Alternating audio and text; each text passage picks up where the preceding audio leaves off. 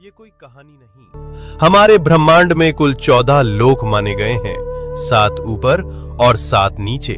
ऊपर के 7 लोक, इन लोकों में आत्मा ऊंचाई की ओर बढ़ती है, ज्ञान, शांति और मोक्ष की दिशा में। भूलोक, ये वो लोक है जहां हम सभी मनुष्य रहते हैं। इसे मृत्युलोक भी कहा जाता है क्योंकि यहाँ जन्म और मृत्यु का चक्र चलता रहता है। भूवरलोक, ये लोक भूलोक और स्वर्गलोक के बीच स्थित है। ये ऊर्जा रूपों का क्षेत्र है जो भौतिक और दिव्य लोकों को जोड़ता है। स्वर्गलोक, देवताओं का लोक, जहां इंद्र और अन्य देवता निवास करते हैं। अच्छे कर्म करने वालों को मृत्यु के बाद इसी लोक में स्थान मिलता है, जहां सुख, संपत्ति और आनंद की अनुभूति होती है।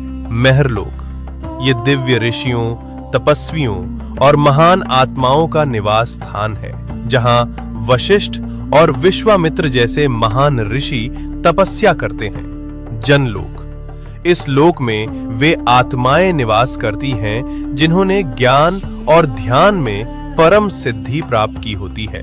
यहाँ के वासी ब्रह्मा जी की लीलाओं में लीन रहते हैं। तपलोक, अत्यंत शक्तिशाली तपस्वियों का स्थान, जो शरीर से परे केवल चेतना में स्थित होते हैं। ब्रह्मलोक, यह अंतिम लक्ष्य है, जहां केवल सत्य है, मोक्ष है और ईश्वर का साक्षात्कार होता है।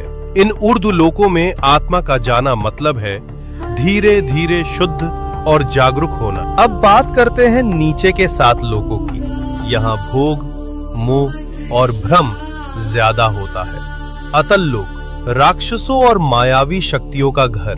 वितल लोक, जहां कामनाएं और भोग हावी रहते हैं। सुतल लोक, राजा बलि का लोक। वे दानवीर थे, लेकिन उनमें अहंकार भी था। रसातल लोक, जहां भ्रम, लालच और अज्ञान का घना अंधेरा है।